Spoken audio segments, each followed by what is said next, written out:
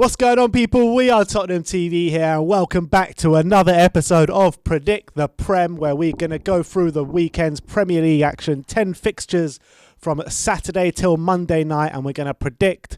Obviously, we know the scores so far. Do we? 30-20 to me. If you didn't know, there you go. But we've got some big fixtures this weekend. I'm sure you did forget, Sim. But let's see if you can claw any points back with me this weekend. You feeling confident? Very confident. Yeah? This is going to be my week. Is this your week? It's going to flip. It's going to flip this week.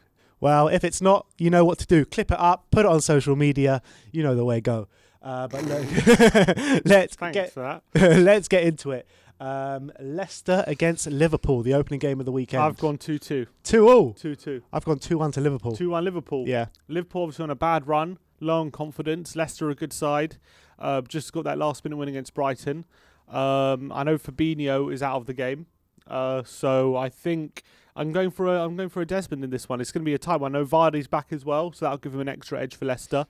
If Vardy was out, I reckon Liverpool shade it, but I think the fact that he's back should give him a boost. So I'm going 2-2. Yeah, I just feel that if this game was at Anfield, I actually would have predicted a Leicester win or a draw. But now, because it's away, I think Liverpool have been all right their last few away games. They've beaten us. They've beaten, who did they beat? Villa. They've beaten West Ham. So they're performing all right away from home. It's just their home form, which is really letting them down the last few weeks. Obviously lost 3 games in a row at Anfield. So that's my reasoning for going Liverpool to win. So I'm going 2-1. Simeon's going 2-2. Let me know your score in the comment section below as we move on to Palace against Burnley.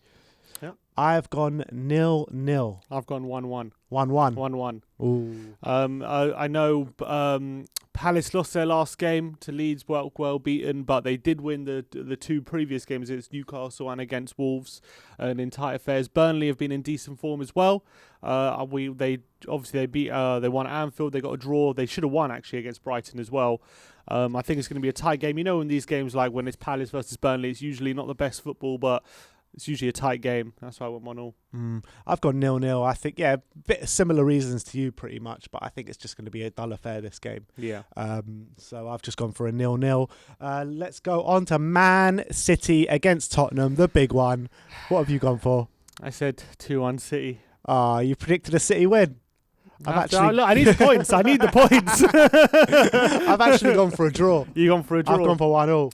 I hope you're right. Yeah, me too, man. I've gone for it. I've gone for it more with my heart instead of my head for this one. One goal conceded by from Spurs on Saturday. You're saying? Yeah. We'll see how that one pans out. All right. So I'm going 1-1. Tim's going 2-1 City. Let me know your prediction in the comment section below. The last game on the Saturday is Brighton against Aston Villa at the Amex. I've gone 3-1 Villa.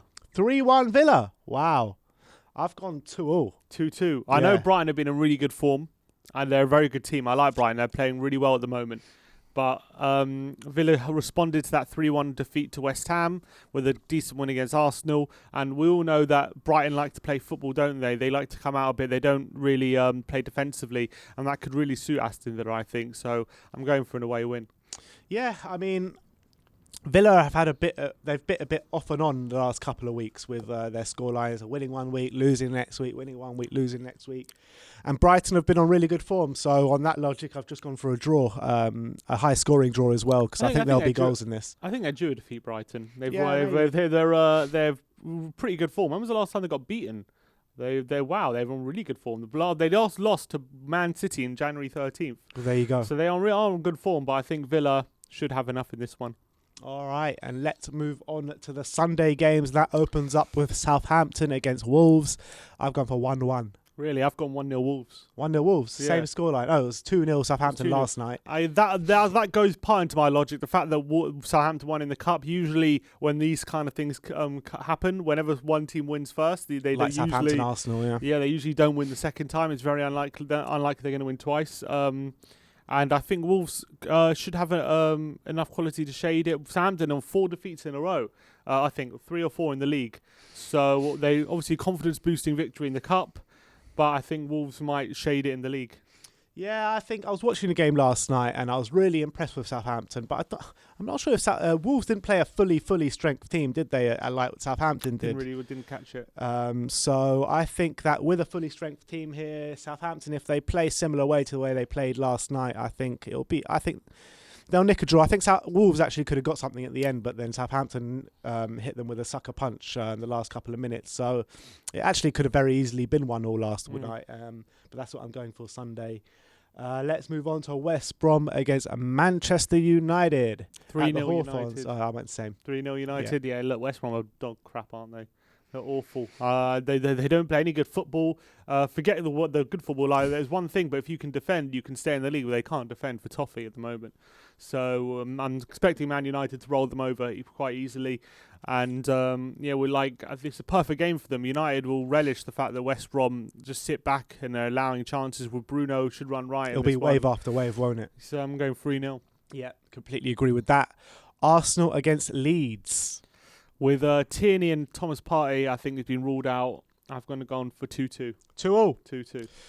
I've done something. Oh no! What have you done? What have you gone and done? I've done a shameless act and I've predicted Arsenal to win. I've gone 2-1. 2-1. I think Arsenal got a lot of hard fixtures after this game, and I think this is their kind of, I wouldn't say easy fixture, but I think with the way Leeds play football, kind of like leaving it very expansive and leaving not much at the back, I feel Arsenal can catch them on the break. They definitely need to win this game, Arsenal, in a way, with the fixtures they got coming up and the form they're in. Ever since they obviously went on that good run of form, and then what was the game for Villa? I think they lost, didn't they? Would they lose to Villa? Yeah, they drew 0-0 to United. Lost to Wolves and then lost to Villa. So they'll three without a win now. And then after this, they've got, I think, Man City, do they, next week? So unless they want to go 5 without a win, they have to get a win this game. That's what I'm saying. Pivotal. So I've got a feeling they're just going to nick it this game. I think Leeds, they don't change the way they play for anyone. They're going to come out, they're going to try attack Arsenal at the Emirates, and I feel that Arsenal will just have a tiny bit too much for Leeds in this one. It's kind of good and bad, though, for my reasoning for why Leeds could get a result, because they actually are unbeaten 4 in their last 5. I think they've won all those games as well. They beat Leicester away, really impressive result. Obviously beat Palace pretty comfortably. They did lose 2-1 at Everton, but that was a really close game. So they beat Newcastle away. So they've been in really good form recently. They turned it around since their kind of like December, January form, haven't they? Yeah. And so that's why I'm feeling it's possible that also they've had a free week. They're out of the FA Cup, so they should have the legs to recover. And the way they play, it could really suit playing against a team like Arsenal. But on the flip side, the fact they're in good form also makes me feel like they're going to underestimate how good Arsenal can be if you don't take them seriously, and they could get found out a bit. So that's the flip side, but I'm going for a draw on this one. All right, well, I'm going for 2-1. Let me know your scores in the comment section below. Everton against Fulham, the last game on the Sunday. I have gone for 2-1 to Everton. Same. Yeah. I went 2-1 Everton. I think Everton looking good at the moment. They really are. Look, Fulham are not exactly looking terrible, but I think that Everton will just have a bit too much for Fulham in this one. I think that you got to say, the way the league's shaping up, Fulham are one of the favourites to go down, aren't they? So yes, I thought it's not totally by the way they play. It's just the thing is, when they're at their best, they're not getting wins. That's the problem with them, isn't it? So we did say the same about Brighton a few weeks ago. But they've turned it around. Now they're getting wins. So, but they're so many points adrift for them. They need to go on a really good run if they're going to turn that around. And like as I've said before, you look at the teams above them: Burnley, Brighton, Newcastle. Who's going to go down out of those? It's tough to see. Brighton and Burnley have both turned it on the last couple of months. So even if they do go on a mad run, they're going to need a massive drop-off as well for one of those teams. I guess it's possible, but it's unlikely. But yeah, I went 2-1 Everton. I was actually I had it at 1-0 and I changed it last minute to 2-1 Everton, because I think that should give them confidence, that last-minute win against Spurs in midweek, unfortunately. And they should have a 2-1. It depends, I guess. If Calvert-Lewin's fit, I'm going 2-1. If Calvert-Lewin's injured, which he might be, I'm going to go 1-1. You can't have two scorelines. Which scoreline are you going for? I'm going 2-1 Everton because I'm assuming he's fit. But I'm saying, with a caveat, I would say if Calvert-Lewin was injured, I would have gone 1-1. All right, cool. Moving on to the Monday night games. West Ham against Sheffield United. I've gone 1-1. 1-1? Yeah. I've gone 2-0 West Ham. The reason I've gone 1-0 is I believe Antonio might not make the game. Oh, really? And if he doesn't make the game, they really do look toothless up front. He's a big part of the way they play. They didn't replace Haller when they sold him in January, so they don't really have a backup striker. So if Antonio doesn't make this game, which I'm not sure at the moment whether he is or not. I know he didn't play midweek against Man United. If he doesn't make the game, I'm actually going for a draw. But if he does, I think they will shade it. But I think at the moment he's not going to make it, so I'm going for 1-1. Yeah, so I never knew about this Antonio thing, so that's why I went 2-0 West Ham. But I think you're right. If Antonio doesn't play, it could very well be a draw or a Sheffield United win even, to be honest. But West Ham have really impressed me this season. I think Moyes has got to be up there for Manager of the Year so far. At the moment, yeah, he's you've doing got to really say well. that. I think, with the squad that they've got there, it's not like a world-beating squad. It's not like even, you would say, a top 10 squad even. Maybe just about, but still, the way Moyes is managing that team, the way they're playing their football, the way they're getting results really impressed me.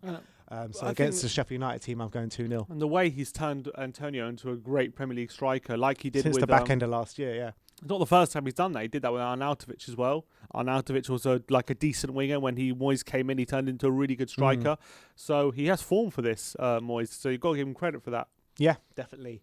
And the last game of the weekend is Chelsea against Newcastle at the Bridge. What are you going for? Chelsea, Newcastle, 2-0. 2-0? I've gone for 1-0. 1-0. 1-0 Chelsea. I saw bits and pieces of the Barnsley-Chelsea game last night. Only finished 1-0. It seems as though this Thomas Tuchel team so far struggling to score a lot of goals in games, but they're not conceding is the main thing. So I think they will nick this one 1-0. Newcastle have impressed me the last couple of games, the way they're coming out and playing football with St. Maximin back. But Chelsea will have too much. I'm expecting a complete onslaught from Chelsea, but them only to get one goal pretty much. Yeah, and I think actually this could be a game where Newcastle have potential to spring a surprise, because I actually watched Chelsea against Barnsley, and Barnsley were well in that game. Yeah. They were unlucky to lose it from the odd goal. But obviously, Chelsea will have some more big guns to come in for this one. Newcastle, with St. Maximin in form as well now coming into it, they could nick a goal, but I've gone for them for 2 now. I think the way Chelsea play should suit them in this game. Have Chelsea conceded yet under Tuchel? No. They haven't, have they? No. So there you go. Yeah, so I'm going for another clean sheet. So he's going 2-0. I'm going 1-0. Let me know your score predictions in the comment section below. That is the end of our predictor show. Let me know your predictions in the comment section below. Let me know who you think is going to come on top this week. Is it going to be me? Is it going to be Sim? Obviously, the scores are 30-20 to me so far. So make of that what you will. Let me know your score predictions in the comment section below. Like, subscribe, and comment. And as always, come on you Spurs.